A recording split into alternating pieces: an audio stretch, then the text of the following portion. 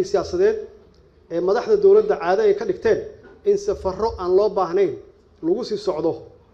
oo waqtiga iyo hantida qaranka lagu lumiyo waa caado xun maxaa yeelay wasaaradda arrimaha dibadda jirta oo loo baahan yahay inay socoto